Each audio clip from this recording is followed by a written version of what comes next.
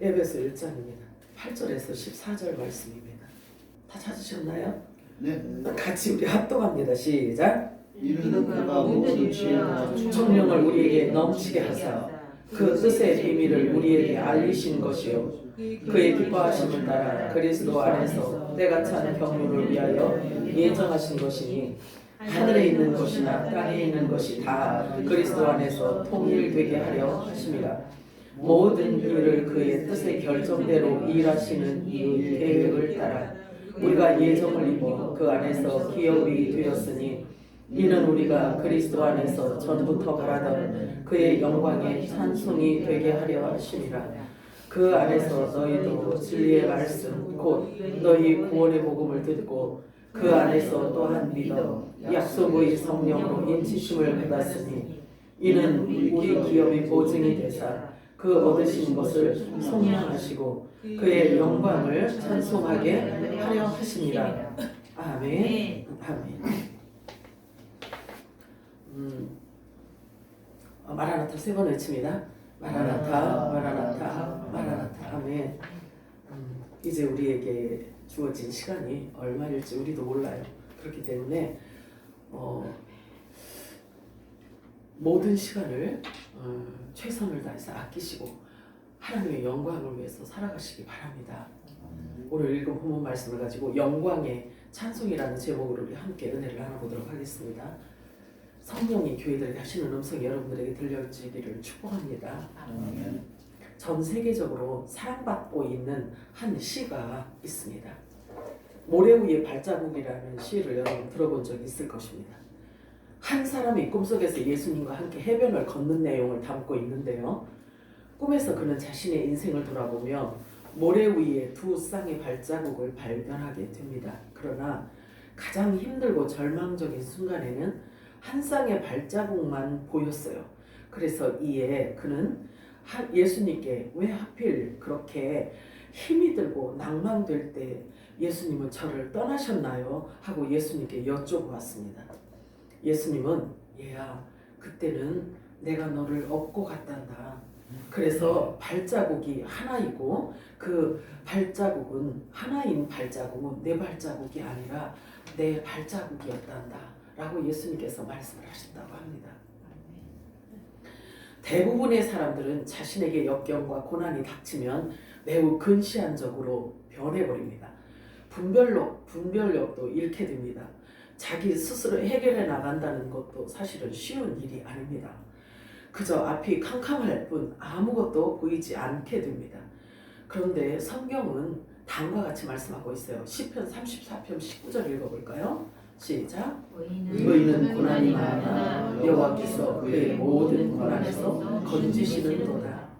성경이 말하는 의인이란 죄가 하나도 없는 자를 의인이라고 합니다. 그리고 하나님의 아들을 곧 의인이라고 하는 겁니다. 그런데 어찌된 일인지 의인은 고난이 많다고 말씀하고 있어요. 왜일까요? 하나님의 아들이라면 꽃방 속에서 살아갈 것 같은 그런 느낌인데 사람들의 생각에는 하나님의 아들이라면 이 땅에 사는 동안에도 꽃방 속에서 살아가야만 그게 마땅한 것 같고 그것이 굉장히 자연스러운 일인 것 같은데 성경은 의인은 고난이 더 많다고 말씀하고 있어요. 왜일까요? 이 세상은 의인들이 영원히 살 도성이 아니기 때문에 그렇습니다.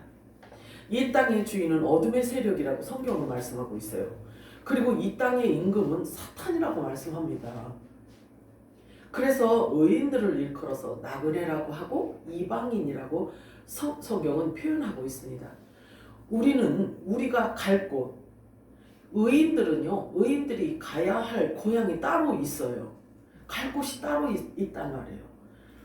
예수님께서 말씀하시기를 인자가 이전에 있던 곳으로 올라가는 것을 너희가 본다면 어떻게 하겠느냐? 나는 하나님께로부터 나와서 이 세상에 왔느니라 이렇게 말씀을 하십니다. 근데 예수님께서 아버지 품속을 떠나서 이 땅에 오신 이유는 아버지 품속에 있을 때 예수님 말씀 안에 있던 복음의 씨들을 이 땅에 쏟아놓기 위해서 오셨다고 말씀하고 있어요. 성경은. 그게 누구냐면 저와 여러분인 거예요. 참 웃음이 참 어떻게 웃음 나오는 날 같진 않은데 이렇게 웃을 수밖에 없어요. 아버지가 우리들에게 주신 복이 너무나 어마어마하기 때문에 환경으로부터 주어지는 이 환경은 우리들에게 사실은 별거 아닌 것처럼 보일 수밖에 없어요. 여러분도 그렇죠? 예수님이 말씀하셔요. 나는 하나님께로부터 나와서 이 땅에 왔느니라 이렇게 말씀하셔요. 그러시면서 나는 스스로 온 것이 아니라 아버지께서 나를 보내신 것이니라. 내가 너희에게 이를 말이 많이 있단다. 진리의 성령이 오셔야만 내가 한 말을 너희들이 이해할 수 있어. 그래서 그 진리를, 그 성령을 내가 너희들에게 보내줄 거야. 그런데 내가 아버지께로 가야만 그 성령이 오실 수가 있어. 이렇게 말씀하셔요. 너무 분명하게 우리들에게 말씀하고 있습니다. 성경은 두루뭉술한 게 아니에요. 그냥 일반적인 이런 책이 아니란 말이에요. 사실이고 팩트고 내 생명이란 말이에요. 그래서 나와 관계에 있어요. 모든 말씀, 하나님의 말씀이. 동의하세요? 영의 사람이면 이게 동의가 되어져야 돼요. 그래서 그 성령의 그 진리, 성령이 오시면 그때에는 내 영광을 나타내리라 이렇게 말씀하십니다. 제가 차 타고 오면서 우리 교회 거의 도착했는데 아버지가 저에게 주신 말씀이 있어요. 이따가 내가 말씀드릴게. 요한복음 16장 8절에서 14절 우리 함께 읽어보도록 합니다. 시작. 그가 와서 죄에 의에 대하여 심판에 대하여 책망하는 것인가. 죄에 대하여 그들이 나를 믿지 아니하며 의에 대하여 내가 아버지께로 가니 너희가 다시 나를 보지 못하며 심판에 대하여 이 세상의 심판을 받았습니다. 내가 또 너희에게 이룰 것이 많으나 지금은 너희가 감당하지 못하리라. 그러나 진리의 성령이 오시면 그가 너희를 모든 진리 가운데로 인도하시리니 그가 스스로 말하지 않고 오직 들은 것을 말하며 장래일을 너희에게 알리시리라. 그가 내 영광을 나타내리니 내 것을 가지고 너희에게 알리시겠습니다. 이 말씀이 얼마나 어마어마한 말씀인지 우리는 그냥 식상하게 매일 눈으로 볼 수 있고 발견할 수 있고 그냥 교회만 가면 듣는 이야기이기 때문에 이 말씀이 아무것도 아닌 것처럼 보이죠? 엄청나단 말이에요. 이거는. 자, 이제 성령께서 오시면 하시는 일이 있어요. 죄에 대해서 가르쳐 주신대요. 의에 대해서 가르쳐 주신대요. 그리고 심판에 대해서 말씀해 주실 성령이 오실 것을 지금 약속하고 있단 말이에요. 그렇다라고 한다면 성령께서 반드시 우리에게 임해 주셔야만 죄가 뭔지, 의가 뭔지, 심판이 뭔지를 가르쳐 주실 거 아니겠어요? 그러면 성령이 우리 안에 임하기 전에는 이 세 가지를 알 길이 이거는 사람이 배워갖고 되는 게 아니기 때문에 그래요. 자, 예수님에 대한 모든 것, 하나님에 대한 모든 것, 그리스도에 대한 모든 것, 이것을 가르쳐 주시는 스승은 성령님밖에 없어요. 이거는 공부해 갖고 되는 게 아니기 때문에 그래요. 하늘의 모든 것을 가르쳐 주실 성령님을 지금 예수님께서 보내시겠다고 약속하시는 장면입니다. 그래서 모든 마스터키는, 모든 신령한 세계를 알 수 있는 마스터키는 성령의 하나, 성령 하나님인 거예요. 성령밖에 없단 말이에요, 사실은. 성경을 우리가 아무리 300독, 100독 이렇게 해도요, 성령께서 와서 이것을 계시하시지 않으면, 열어주시지 않으면 알 길이 없어요. 여러분들 그 말에 동의하실 수 있어요. 네. 지가 300독 안 하니까 괜히 저러지. 이런 생각이 드시나요? 그렇지 않아요. 자, 그래서 성령께서 오시면 모든 지혜와 총명을 우리에게 넘치게 하실 것이며 영원전부터 가지셨던 하나님의 뜻의 비밀을 우리에게 알리실 것이고 그것은 하나님께서 기뻐하심을 따라 예수 그리스도 안에서 이미 예정되어진 일들이라고 말씀하고 있어요. 그렇게 함으로 하늘에 있는 것이나 땅에 있는 것이 다 말씀으로 통일되게 하려는 것입니다. 하늘의 것과 땅의 것이 통일이 될 수 있는 것은 사람의 힘으로 이게 될 수 있는 일이 아니지 않겠습니까? 그지? 우리가 상식적으로 생각을 해봐도 그래요. 그지? 근데 그 방법을 가르쳐 주셨단 말이에요, 예수님께서. 그래서 인간의 노력과 인간의 애씀과 인간의 지식 갖고 되어지는 게 아니라는 거예요. 하늘과 땅이 연합되어지고 하나 되고 통일되는 일은 사람의 힘으로 되는 일이 아니라는 거예요. 그래서 기도가 필요하고 그래서 하나님의 선물이 필요한 거예요. 그러므로 말씀이신 예수님께서 사람의 몸을 입고 이 땅에 오신 거예요. 하늘과 땅을 연결하기 위해서 오셨단 말이에요. 그러면 예수님께서 이 땅에 사람의 몸을 입고 오시기 전에는 하늘과 땅이 연결되는 방법이 없어요. 없어요. 그리고 예수님이시라 해도 반드시 육신을 벗으셔야만 그 안에 영인, 말씀의 본체가 드러날 수 있기 때문에 예수님이라 할지라도 십자가의 고난이 필요했던 거예요.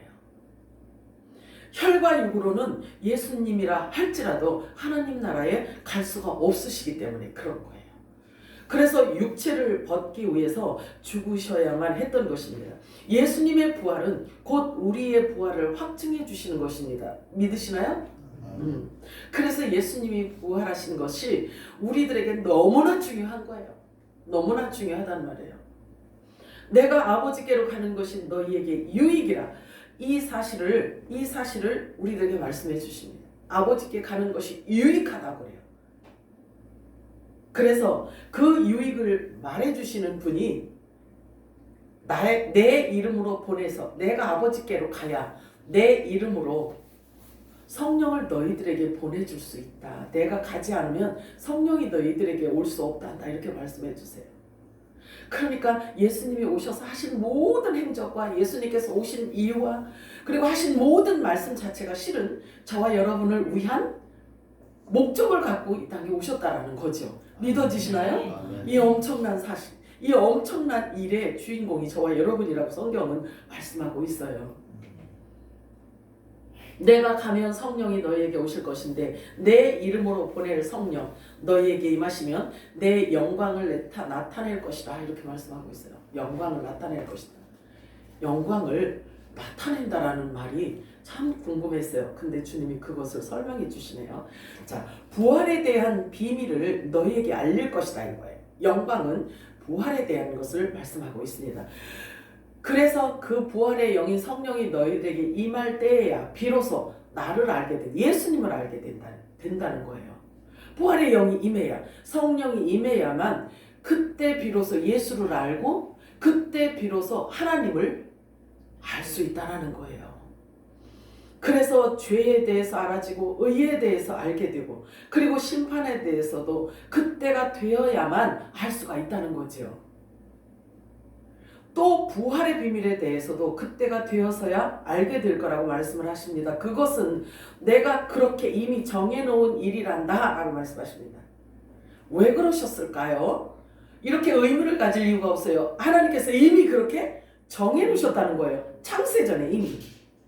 그리고 그때가 되어서야 비로소 영이 죽게 되고 자, 부활의 영이 임해야 우리의 육이 죽는데요. 부활의 영이 임해야.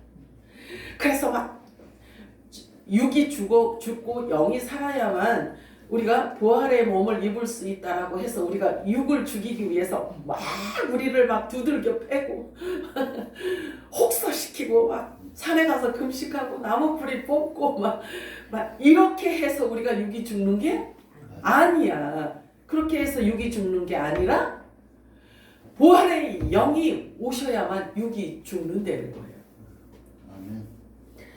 그래서 부활의 영 성령께서 우리에게 임하셔야만 육을 벗고 그리스도로 옷 입는 것이 무엇인지를 알게 될 수 있다라고 말씀을 하십니다.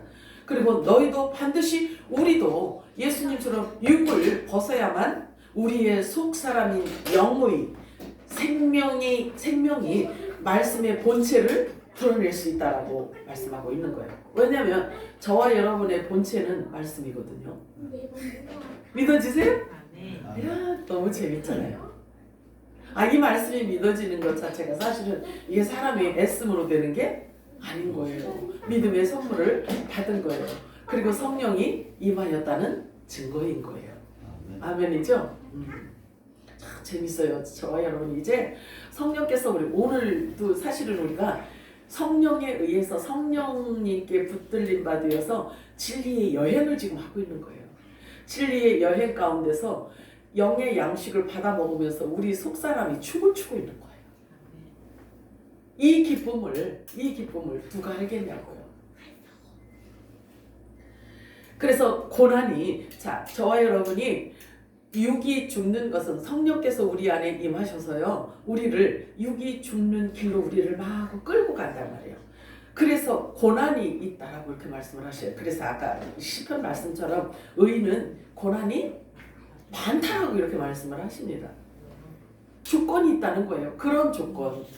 의인은 고난 받을 수밖에 없는 조건을 갖고 있기 때문에 그거에 의해서 그렇게 고난이 다른 사람들보다 더 많을 수 있다라는 거죠. 물론 육신을 입고 사는 사람, 고난 없는 사람이 없잖아요. 그치?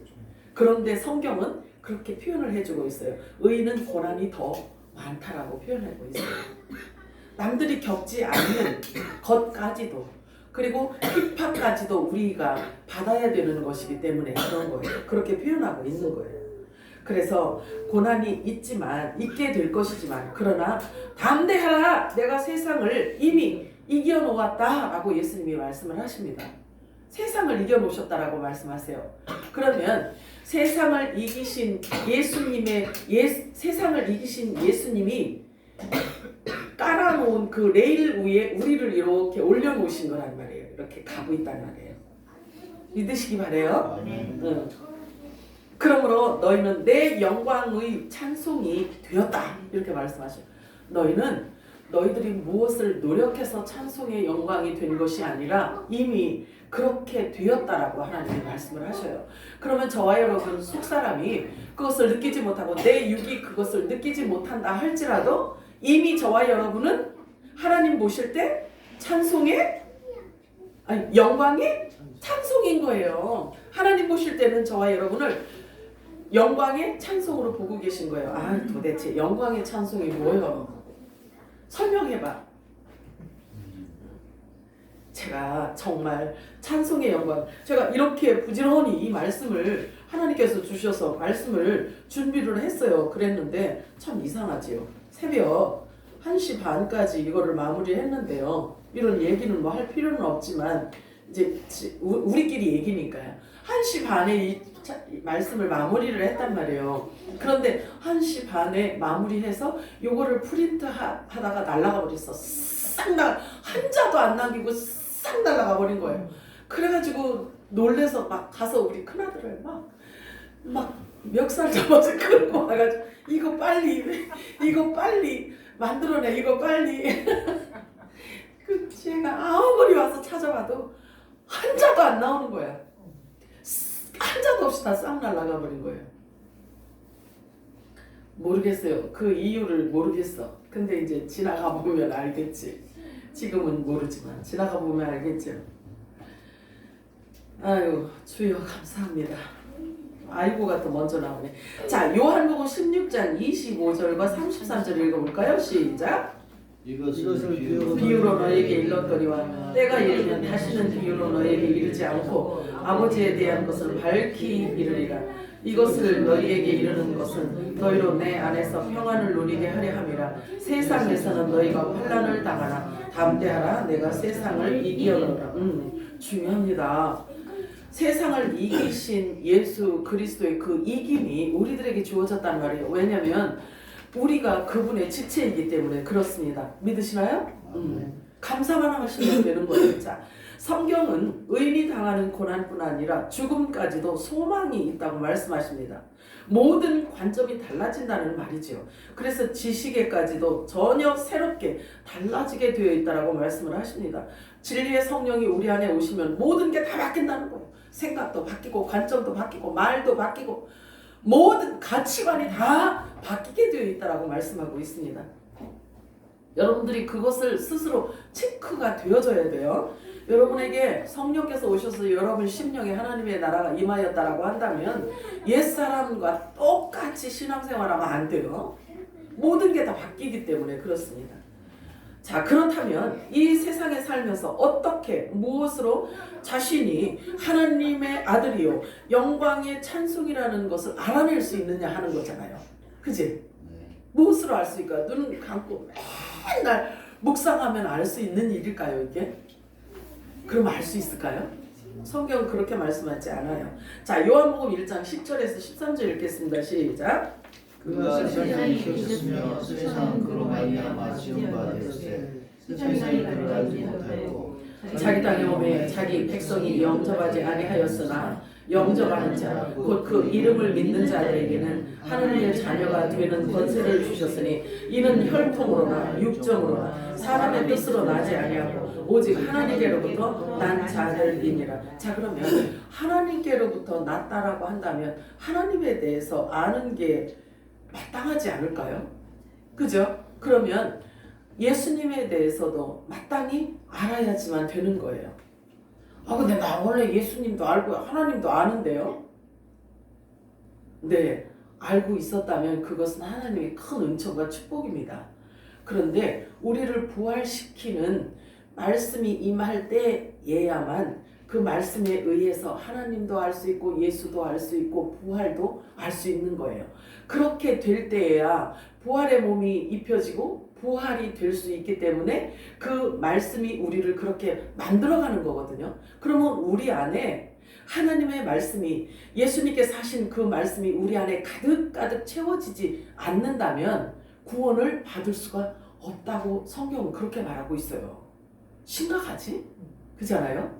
예수 전당 불신지옥. 이제는 그게 뿌릴 때는 그게 가능할지 모르지만 이제는요 새 곡식으로 하나님께서 늦은 비 성령을 이 땅에 막 부어주실 그때에는요 그 딱딱한 음식을 먹지 않으면 어린 아이로 그대로 있을 수밖에 없어요. 그런데 어린 아이로 있어가지고는 이 육신이 부활의 몸을 입을 수가 없기 때문에 이게 심각한 거지. 자, 그래서 성령께서 임하시면 육이 죽게 되어 있고 육이 죽으면 영이 살고 장성하게 되어 있습니다.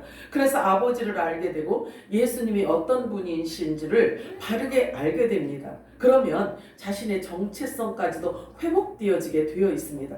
독생자까지도 고난을 통했기 때문에 육을 벗을 수가 있었단 말이에요. 그래서 친아들인 독생자이신 예수 그리스도도 육체를 벗기 위해서 십자가의 고난이 필요했다면 저와 여러분을 친아들처럼 하나님께서 생각하고 계시기 때문에 친아들 대하듯이 우리를 대한다고 히브리서 말씀하고 있잖아요.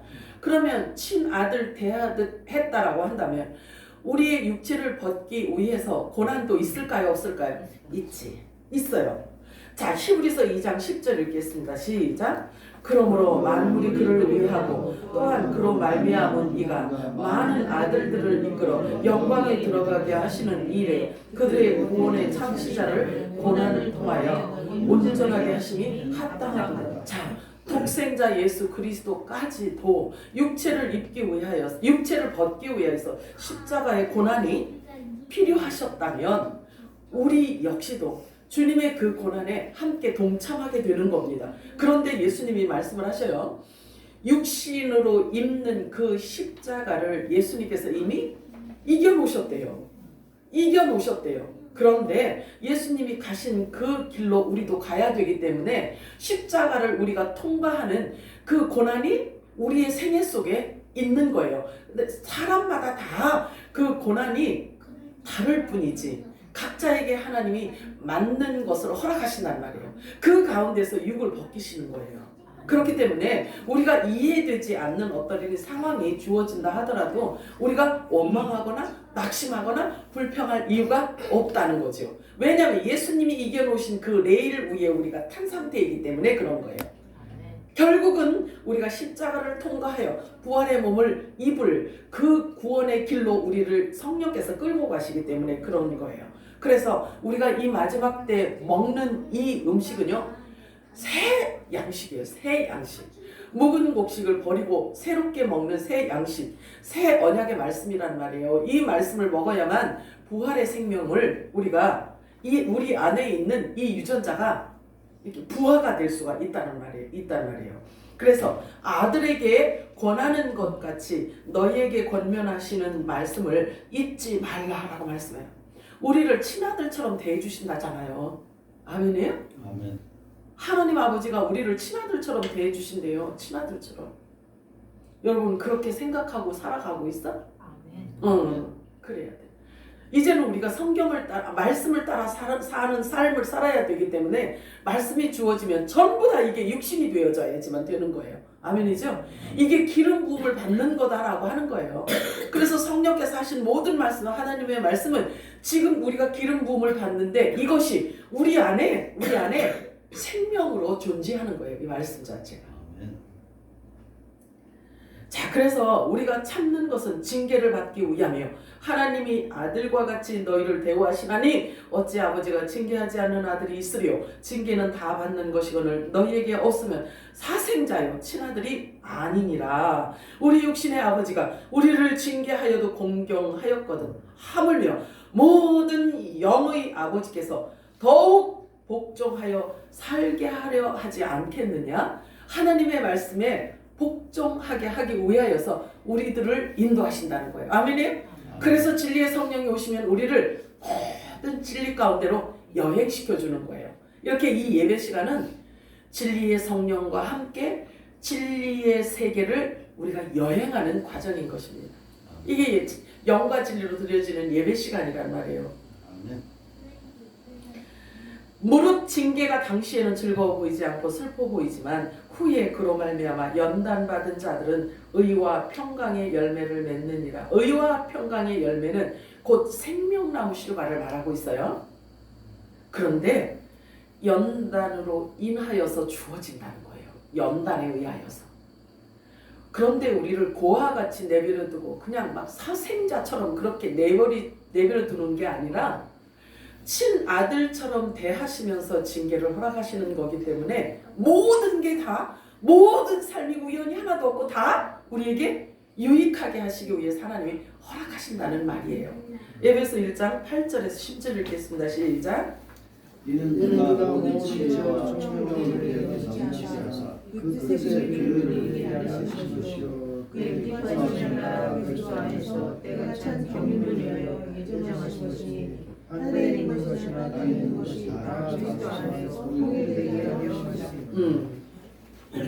자, 요게 어떤 말을 제가 예를 들어서 얘기해 주고 싶으냐면 제가 이 수원에 땅과 건물을 사놓았어요.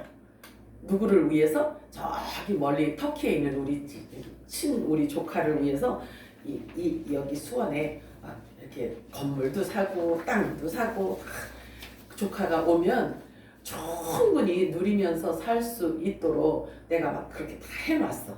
그런데 그것을 막 이렇게 이제 내가 조카한테 수원에 올 시간이 이제 되었다. 내가 모든 것을 다 준비해 놓았으니까 이제 와라 하면 우리 조카가 이거는 사전에 약속이 되어 있는 거란 말이에요. 내가 다시 부를 것을 약속을 했어. 여기 수원으로. 그랬더니 이제 우리 조카애가 이제 약속이 되어 있으니까 이 내 사인을 받으면 그때 와라 한 약속이 있기 때문에 그지? 그래서 그 사인을 주면 우리 조카애가 준비하지 않겠어요? 자기가 그지? 이 사인이 전달이 됐으니까. 왜냐면 쭉 약속이 되어져 있었고 정해진 시간이 있잖아. 약속이 있기 때문에 그지? 그래서 그 정해진 시간이 되었다. 이제는 와 여기가 이렇게 다 완벽하게 준비되었으니까 이제 오려무나 이렇게 이야기를 하면 우리 조카에게 준비를 할 거 아니겠어요? 그지? 올 준비를 할 거 아니겠어요? 지금 우리가 그 시간에 살고 있다는 거야. 요한복음 14장 1, 2, 3, 4절 말씀 보면은 우리를 고와 같이 내버려 두지 않고 우리를 데리러 오신대요. 예수님이 약속했잖아. 이 약속 믿으셔요? 그러면 그 약속을 믿는 자들에게 하나님의 타임라인을 우리들에게 가르쳐 주실까 안 주실까? 준비하게 하기 위해서 가르쳐 주시지. 지금 그 시간에 지금 우리가 살고 있단 말이에요. 그래서 이 새 양식을 받아 먹으면서 이 기름 부음을 받으면서 우리가 준비를 하는 거예요. 준비를. 이것을 일컬어 계시록의 말씀을 보면은 뭐라고 하죠? 깨끗한 세마포 옷을 입는 것을 허락하셨대요. 그럼 이게 준비되는 것을 하나님께서 이제 이 세마포 옷을 입어야 되는 시간이 되었기 때문에 준비하라고 사인을 주신 거예요. 성령께서 사인을 주시니까 그 사인을 받고 말씀이잖아. 성령이 교회들에게 음성을 주시잖아. 그러면 성령이 교회들에게 주신 그 음성을 듣고 사인을 받아. 그러면 받으면 주님과 약속한 하나님의 말씀에 여러 약속들이 있잖아요. 그지? 그런데 이 마지막 나팔 소리를 듣게 된단 말이에요. 이 마지막 나팔 소리를 들으니까 내 속사람이 그걸 알아차려. 그래서 그러면 지금이 어느 경점이구나를 알기 때문에 준비하는 거잖아요. 그지? 우리가 지금 그 시간에 살고 있다니까요. 그 시간에. 믿어지세요? 뭘 어떻게 준비해야 되는지는 예배 시간에 하나님께서 말씀으로 계속 우리들에게 주고 계시잖아. 계속 주고 계시잖아요. 하나님의 말씀을 열고 계시잖아요. 무엇을 어떻게 준비해야 되는지에 대해서는 예배 가운데 우리들에게 주고 있잖아. 인간의 교제 먹고 마시고 뭐 이럴 때 주시는 게 아니라. 그치? 그래서 이 진리에 여행하는 이 시간이 너무 중요한 거예요.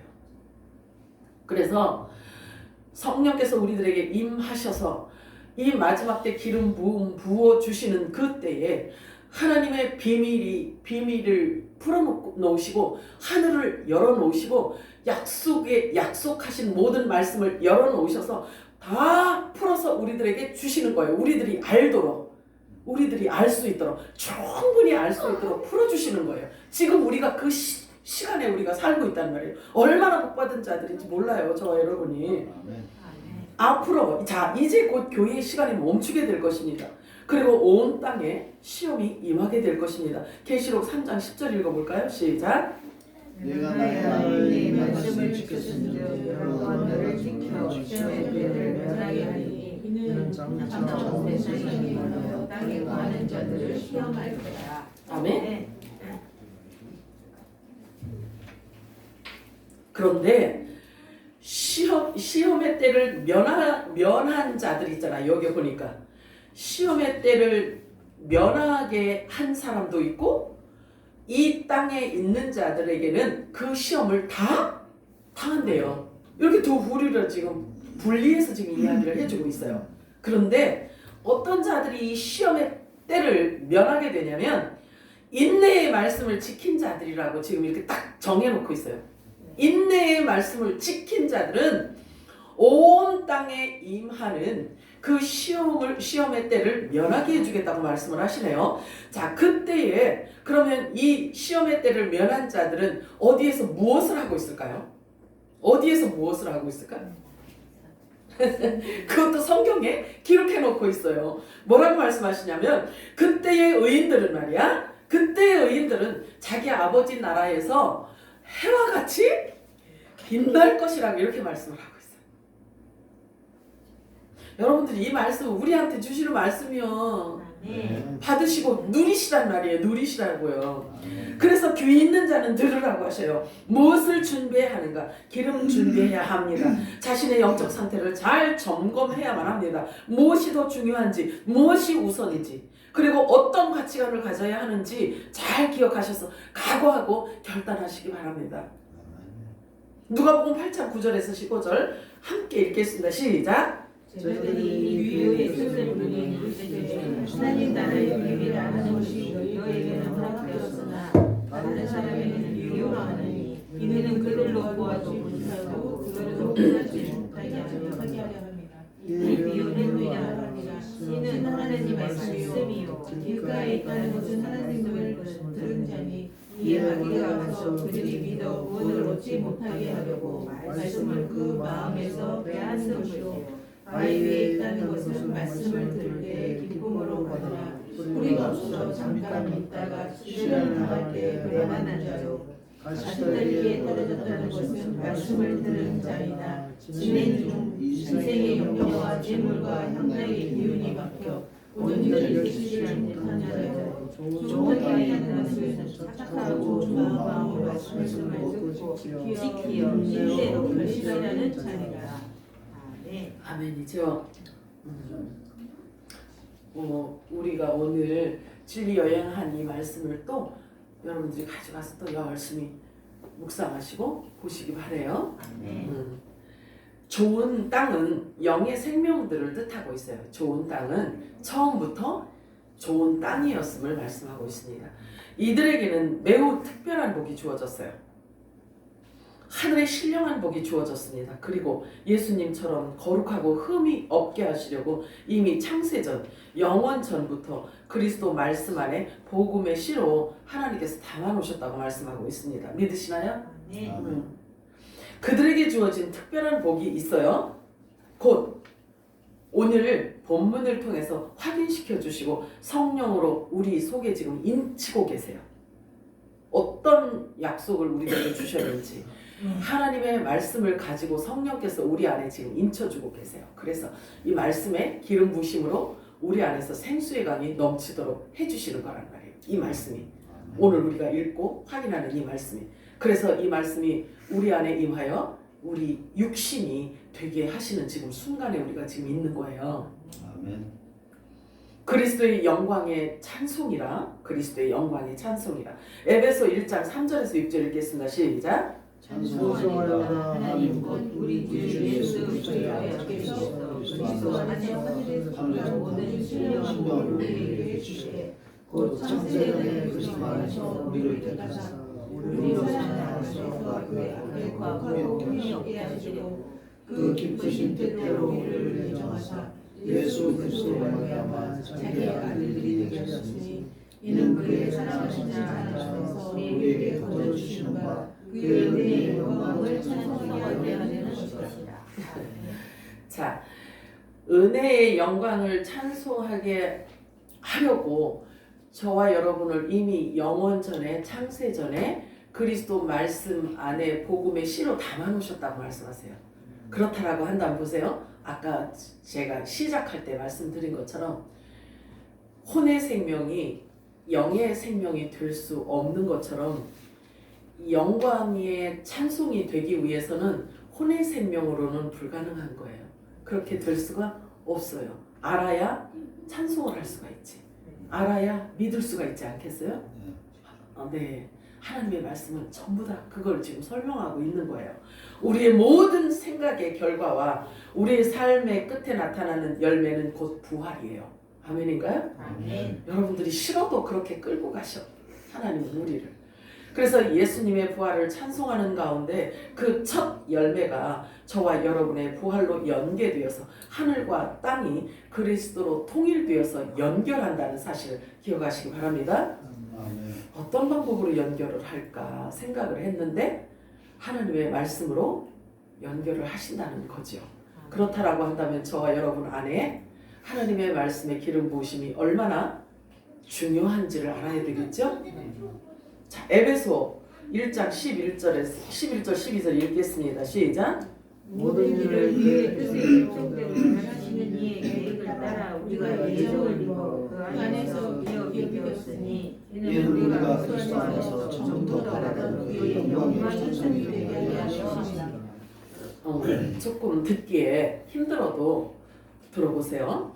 힘들어도 계속 들어왔던 사람들은 괜찮겠지만, 자, 영광의 찬송을 이렇게 오면서 묵상을 하면서 오는데 주님께 여쭤보았어요. 하나님, 오늘 제목 고르는 것도 사실은요, 이것도 안 해도 되는데 제목 고르는 것도요 굉장히 막 뜸들여서 하나님이 주셔요. 그냥 내가 막 뭐 해야지 이래가지고 되는 게 아니라 주셔요. 이 제목도 하나님이 주셨거든요. 그러면 이 제목에 따르는 말씀도 하나님이 진리의 영이 나를 그렇게 끌어가셔야 말씀하고 연계가 될 거 아니겠어요? 근데 제목을 먼저 주셔놓고는 글쎄 새벽 1시 반까지 했는데 싹 날라갔으니 어떡하면 좋아. 근데요, 제가 오면서 그랬어요. 내가 이렇게 거의 막 12시간 이상을 준비했던 말씀이 싹 날아가고 나니까 뭔지를 모르겠는 거예요. 머리가 하얘지는 거예요. 머리가 하얘지고요. 모든 걸 그냥 다 놓게 되더라고요. 그냥 머리가 하얘지고 내일 가서 그냥 얘기만 하다 올까? 찬송만 하다 올까? 별 생각이 다 들었어요. 어떻게 해야 되나 정말. 그런데 그러다 보니까 제가 막 갑자기 이걸 막 이렇게 하다 보니까 기억이 안 나는 거예요. 그렇게 12시간을 이렇게 제가 했으면 좀 기억나서 이렇게 좀 다시 할 수 있어야 되지 않을까요? 기억하뇨? 기억이 안 나는 거예요. 아예 기억이 안 나는 거예요.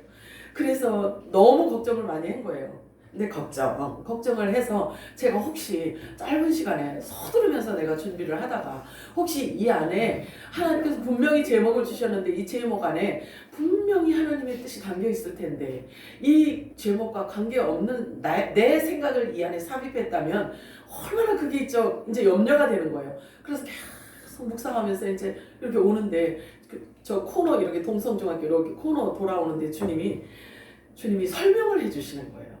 그래서 영광의 찬송을 어떻게 내가 설명을 해야 아버지가 아버지 생각하고 가장 가깝습니까? 그리고 아버지가 가장 기쁘시겠습니까? 어떻게 설명을 해야 될까요? 이렇게 말씀을 드렸어요. 그랬더니 주님이 이렇게 말씀하셨어요.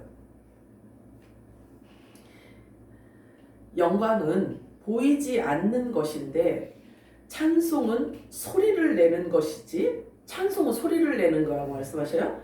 영광은 보이지 않는 건데 찬송은 소리를 내는 것이란다.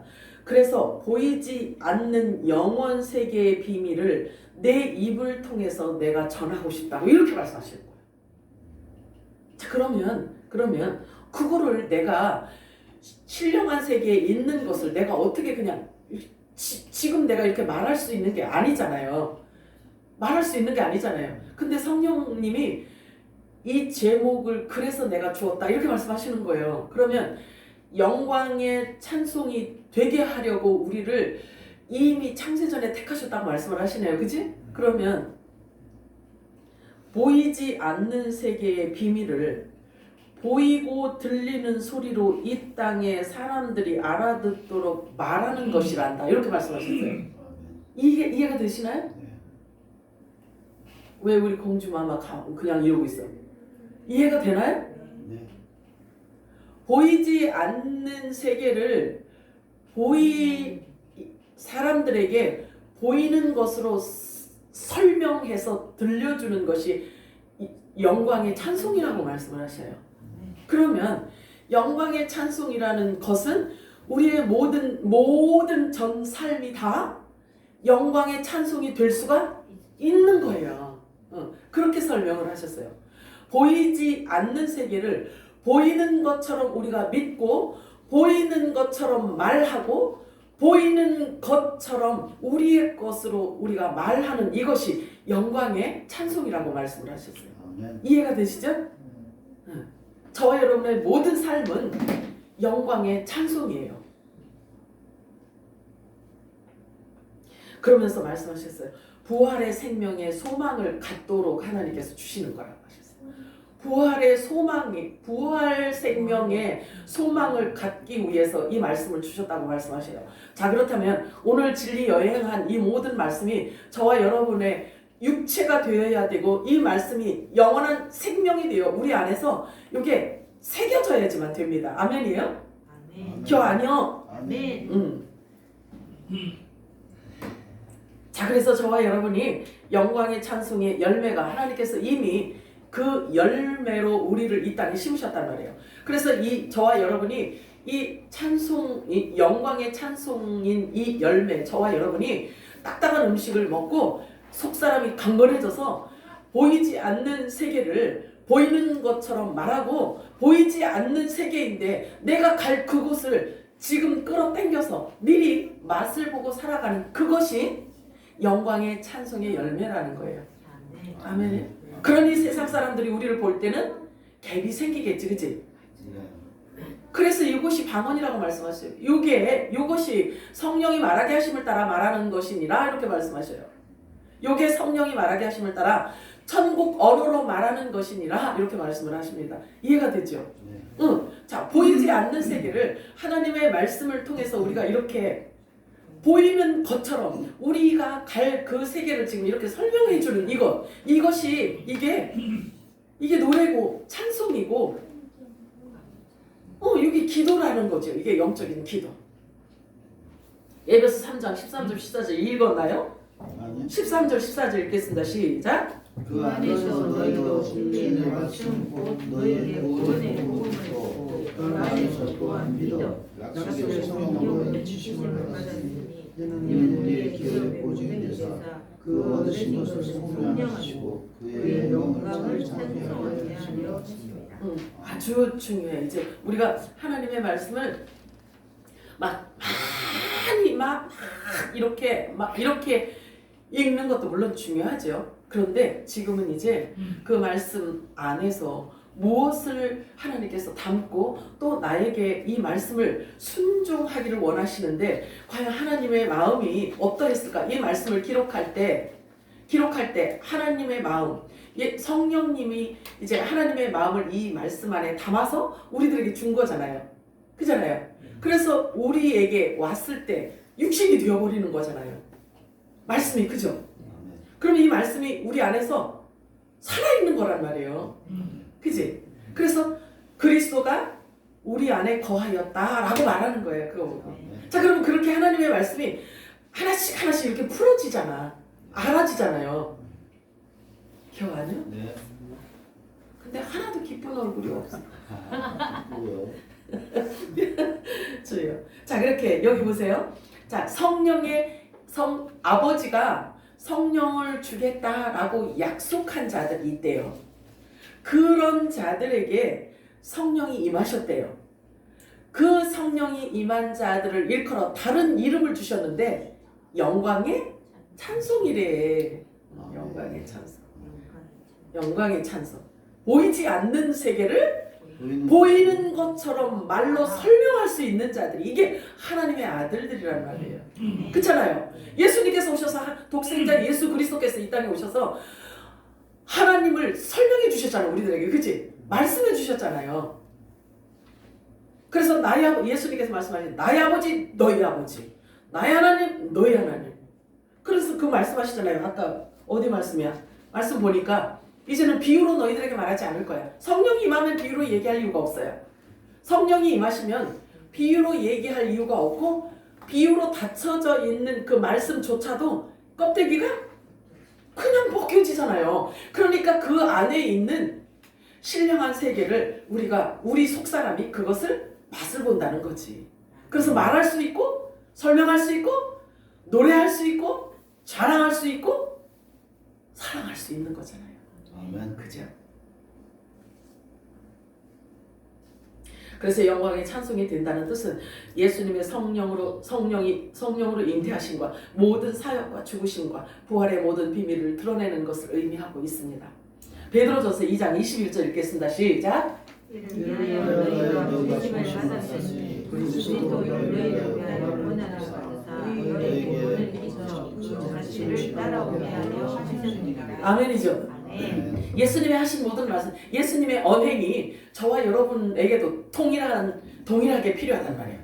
예수님의 가치관, 예수님의 생각, 예수님이 무엇을 가장 가치 있게 여기셨고 무엇을 중심으로 해서 세상을 살으셨는지에 대해서 본을 끼치기 위해서 우리들에게 말씀하셨다는 거예요. 그 자취를 따라오게 하기 위해서. 자, 그렇다면 저와 여러분이 이제 작은 예수가 되어서 이 세상에 존재하고 있는 거예요. 작은 예수가 예수님의 지체가 되어서 지금 존재하고 있다는 사실이에요. 그러면 사람들이 저와 여러분을 보고 예수님의 모습을 그들이 발견할 수 있어야 돼요. 그런데 그들이 예수님이 누군지를 모르니까 못 알아보지. 우리가 이렇게 이야기하고 있는데도요, 그들은 뭐 방언하는 줄 알아. 우리가 이런 거 가지고 이렇게 이야기하는 걸 세상 사람들이 들으면 뭔 얘기인지 알아듣겠어요? 못 알아듣지. 이게 성령이 말하게 하심을 따라 말하는 것이에요. 이것이 천국 방언이라고 하는 거예요. 하나님 나라 이야기를 우리가 하는 거예요. 그런데 사람들은 못 알아들어. 근데 우리는 알아들어 못 알아들어? 당연히 알아듣지. 기뻐 안 기뻐? 그치. 주여. 십자가의 길은 성령이 이끌고 가는 길이기 때문에요. 사람이 스스로 갈 수 없는 길이에요. 그래서 천국 복음이 바로 부활하는 생명의 양식을 우리들에게 주시고 그 양식에 의하여서 그 양식을 먹음으로 인해서 육이 부인되어지게 되어 있는 거예요. 그래서 거룩은 하나님의 말씀이 임하여서 그렇게 되어져 가는 거지요. 되어져 가는 거란 말이에요. 나무에 예를 들어서 보세요. 나무 이파리가 가을에는 이렇게 노란 잎이 되어져서 이렇게 이제 이렇게 떨어지잖아요. 떨어지잖아요. 사람이 막 올라가서 그 막 떨어뜨리고 이렇게 하는 게 아니잖아요. 그잖아요. 그냥 이 밑에서 그 원리가 나무는 또 나무의 원리가 있잖아요. 원리가 있어서 우위로 겨울 동안에 이게 뿌리가 건강하기 위해서 우위로 보내질 않는데요. 우위로 이 뿌리에서 오는 이 영양분을 이 이파리까지 가지로 막 이렇게 내보내질 않는데요. 그러니까 그 영양을 받지 못하니까 이파리는 떨어지는 거예요. 우리 육이 그런 거예요. 우리 속 사람이 강건해서 말씀의 뿌리를 깊이 내리잖아요. 그러면 이파리를 위해서 우리가 건강하기 위해서 그냥 육은 그냥 떨어져 나가는 거예요. 육은 그냥 떨어져 나가는 거예요. 보인되어지고 그리고 그것이 육을 벗는다 이렇게 표현을 하는 거예요. 바울이 표현한 것처럼. 그래서 나는 날마다 죽노라. 이 말은 어디서부터 나올 수 있냐면 성령이 우리 안에 임하셔서 나를 점령해 줬을 때 내가 부인되어지고 있구나. 내가 죽어가고 육이 죽고 있구나. 이것을 느껴지니까 고백할 수가 있는 거잖아요. 나 스스로 그렇게 되어지는 게 아니라는 말이에요. 저와 여러분들도 똑같아요. 지금.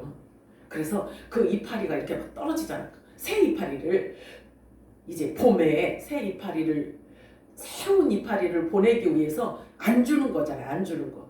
저와 여러분이 육의 말로 막 종교 생활을 할 때 그냥 우리 교회 와, 우리 교회 한번 좋아, 우리 목사님 되게 잘생겼어. 우리 목사님 뭐 똑똑해. 우리 목사님 스펙이 좋아. 막 우리 교회 성도는 20만이야. 우리 교회 성도는 막 60만이야. 막 이런 거 갖고 말했던 것이 이제는 이렇게 뿌리에서 하나님께서 주시는 이 말씀에 푹 잠겨 있다 보니까 이 말이 그냥 사라지는 거예요. 이 말의 영양이 별로 그렇게 많지 않다는 것을 알기 때문에 놓아버리는 거지. 그래서 딱딱한 음식을 먹게 되면 이제 실제로 우리가 그물을 던져서 이파리, 그러니까 생명나무 이파리를 건져낼 수 있는 이 능력이 성령께서 우리들에게 주실 때 이제 열매가 맺어지게 되는 거예요. 아멘.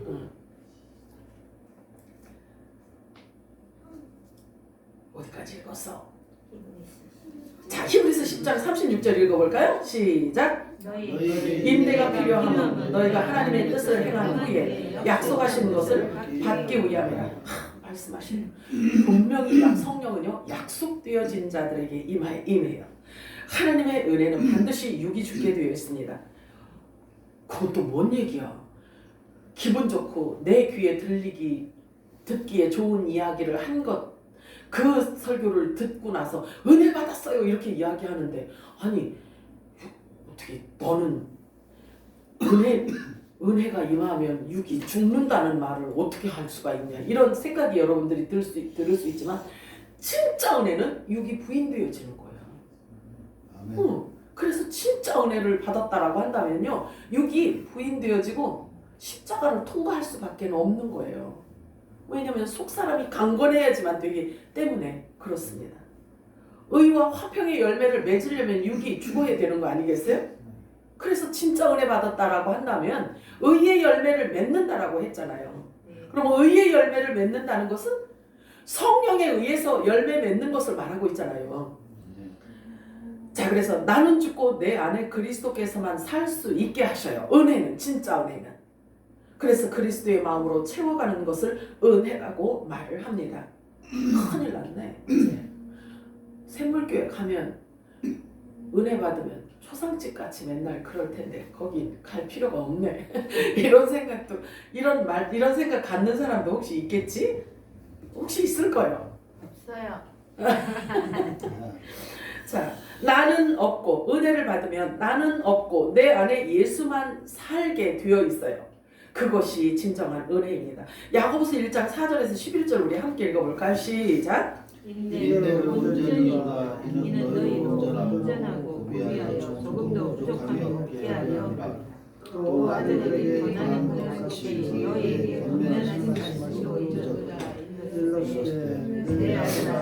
진지하심을 경히 여기지 말자. 네. 그에게 부정을 받을 때 낙심하지 주께서 사랑하시는 자를 진지하시고 그가 받아들이시는 아들마다 나저 진지하십니다. 아멘. 하였으니 너희가 참음은 징계를 받기 위함이라. 하나님이 아들과 같이 너희를 대우하시나니 어찌 아버지가 징계하지 않는 아들이 있으리요. 징계는 다 받는 것이거늘 우리 사생자여 친아들이 아니니라. 또 우리 육신의 아버지가 우리를 징계하여도 공경하였거든 하물며 모든 영의 아버지께 더욱 복종하여 살려 하지 않겠느냐. 그들은 잠시 자기의 뜻대로 우리를 징계하였거니와 오직 하나님은 우리의 유익을 위하여 그의 거룩하심에 참여하게 하시느니라. 무릇 징계가 당시에는 즐거워 보이지 않고 슬퍼 보이나 후에 그로 말미암아 연단받은 자들은 의와 평강의 열매를 맺느니라. 아멘이요? 자, 이렇게 설명하고 하나님의 말씀을 설명을 듣고 말씀을 보니까 이해가 되죠. 자, 잘 기억하시기 바래요. 우리들의 아버지가 허락하시는 연단은 보기에는 좀 슬퍼 보일 수도 있지만 신의 성품으로 바꾸시는 과정이라고 말씀하고 있어요. 그래서 저와 여러분의 모든 삶은 후회가 없어요. 또한 우연이 없어요. 하나님께서 결국 저와 여러분을 신의 성품에 참여하기 위하여 우리를 강제 집행으로 끌고 가시기 때문에 우리가 원하지 않는 환경이 주어지는 것은, 내가 원하지 않는 환경이 주어지는 것은 이것을 강제 집행이라고 제가 표현을 하는 거예요. 그것을 통과해야 결국 거룩하심에 동참할 수 있는 내가 될 수 있기 때문에 하나님이 그렇게 하시는 거라는 말이에요. 그렇게 생각하면 우리의 모든 삶이 사실은 다 하나님의 통치권 아래에 있기 때문에 감사밖에 할 게 없어. 우리에게 힘들고 어려운 고난이 오는 것은 절대로 우리에게 유익을 주기 위함이며 하나님의 거룩하심에 참여토록 하게 하시는 하나님의 뜻인 것을 여러분들이 아시기 바랍니다. 그리고 낙심하지 마시기 바라요. 오히려 기뻐하라고 성경은 말씀하고 있어요. 하나님이 나를 친아들과 같이 대우하신다는 사인이기 때문에 그런 거예요. 아멘. 우리를 깨끗하게 보존하시기 위한 하나님의 방법을 사용하시기 때문에 우리가 그때에는 이해가 되지 않을 수 있어요. 그 순간에는. 그런데 지나고 나면 그것이 하나님의 섭리였구나라는 거. 그게 하나님의 은혜. 우리 황사모님이 그랬잖아. 그러니까 모든 게 회복되어지는 것은 어디부터 시작이 되냐면 하나님이 하신 일이었구나. 그게 은혜였구나. 이렇게 시작이 되는 거예요. 은혜가 회복이 됩니다. 그리고 감사가 회복이 돼요. 그래서 찬양을 할 수 있게 되고 우리의 입술에 이제 말이 바뀌어지게 된단 말이에요. 그래서 우리의 입술의 언어를 하나님께서 창조하시잖아요.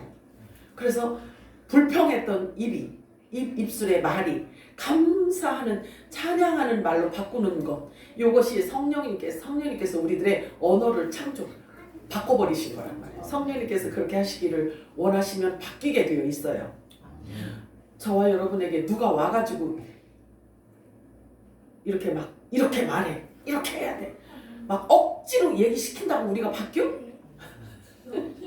돌아서서 두고 봐.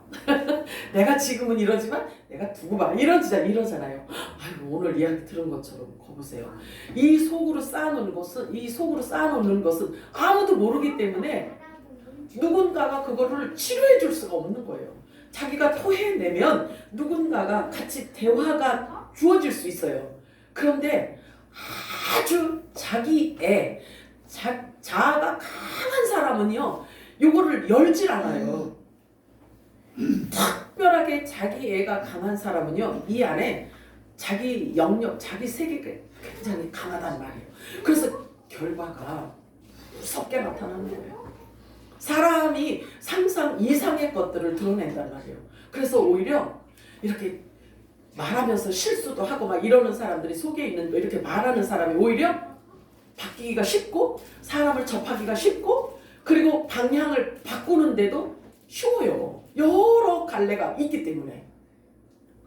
그래도 나는 전도했어.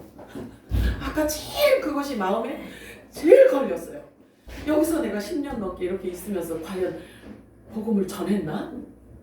그분이 그렇게 정말 생을 마감할 줄 누가 알았겠어요?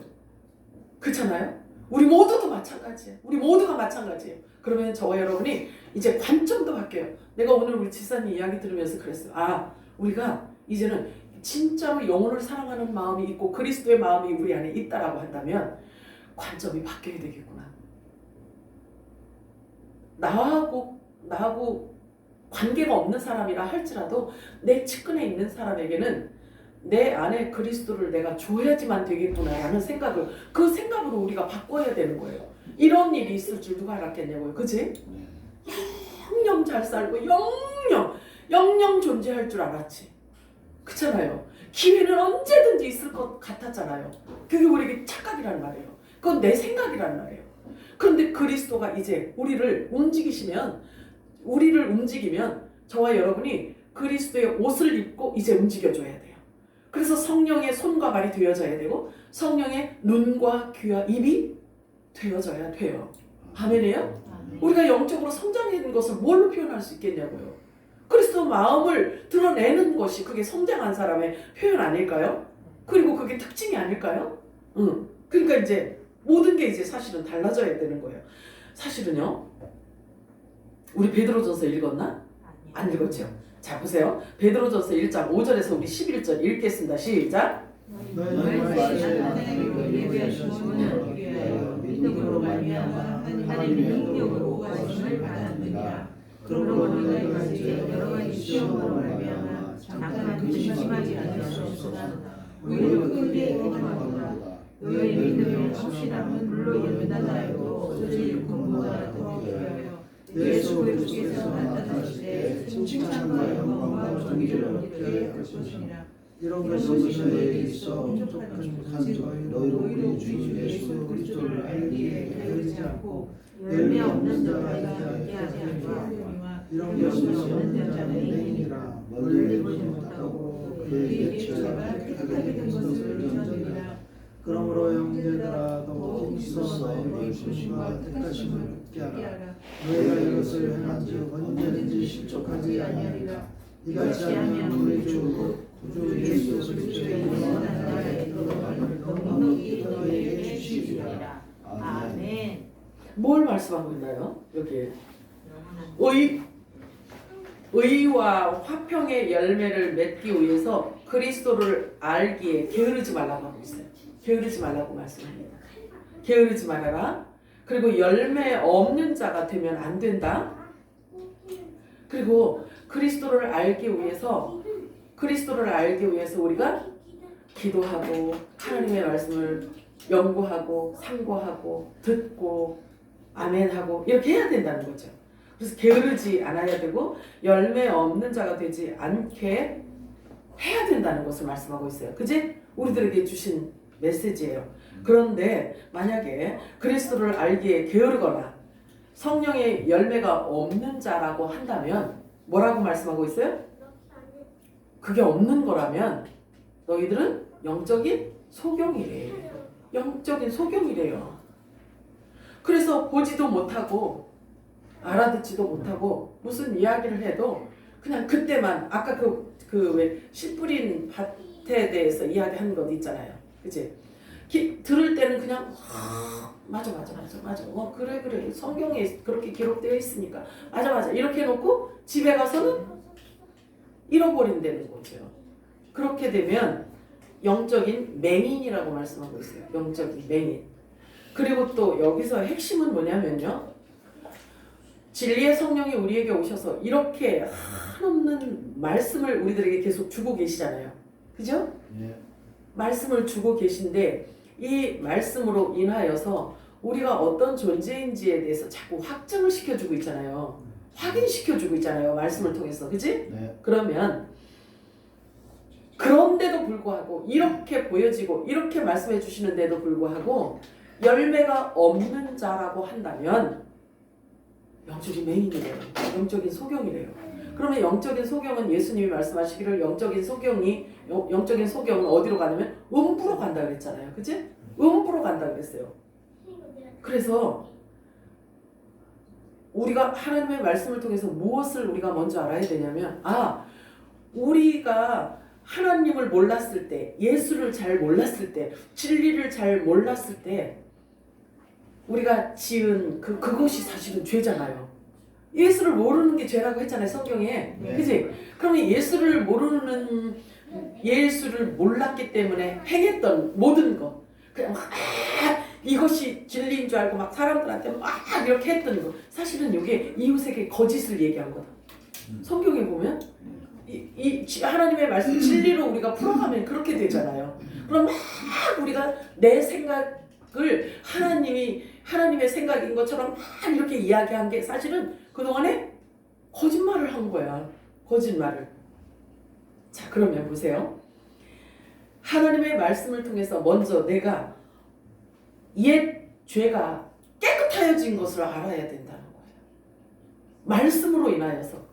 그럼 오늘, 그러니까 우리 예전에는 그러잖아요. 예배 드릴 때마다 회개하래. 맨날 회개 기도를 먼저 해요. 회개하래. 뭐 무슨 죄 막 오죽하면 막 어디 가면요 종이에다 어떤 집회에 가면 그래요. 자기가 지은 죄, 평생토록 지은 죄를 A4 용지에 하나씩 주면 적으라고 적어내래요. 그리고 그것은 이제 행사 속에 그것을 불에 이렇게 태우는 거야. 그러면서 죄가 사함받은 것처럼 이렇게 한다는 거예요. 그런데 그렇게 할 때 얘도 사람들은요 그 종이 안에 있던 그 죄가 다 사라진 것처럼 그 순간은 기분이 날아갈 것 같이 좋아. 엄청 기분이 좋은 거예요. 이게 은혜로다. 내가 다음에 또 이 집회에 또 오리라. 내 이 모임에 또 오리라. 막 회비도 내면서 내가 여기에 회원이 되리라. 이래. 근데 집에 와 보니까 꽝이네. 다시 또 그 불에 태워진 A4 용지에 앞뒤로 적혀있던 그 죄가 세상에 다시 또 내가 들고 왔네. 집에 와보니까 그게 또 계속 눌리네. 이렇게 해갖고 죄가 해결되는 게 아닌 거예요. 율법이 우리를 정죄했던 이 모든 불의와 불법의 죄는 복음이 와서 우리 심령을 딱 점령했을 때에 이 거짓이 사라지는 거예요.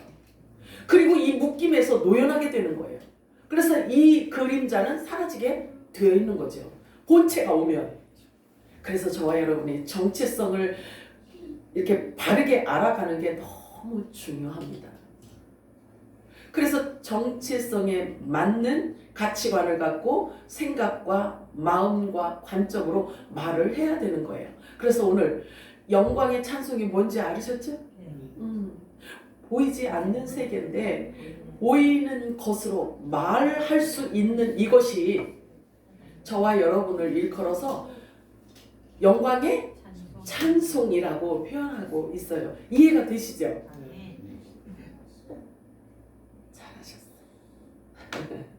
잘 오셨어. 잘 들으셨어. 사랑하는 주님 고맙고 감사합니다. 오늘도 저희들에게 말씀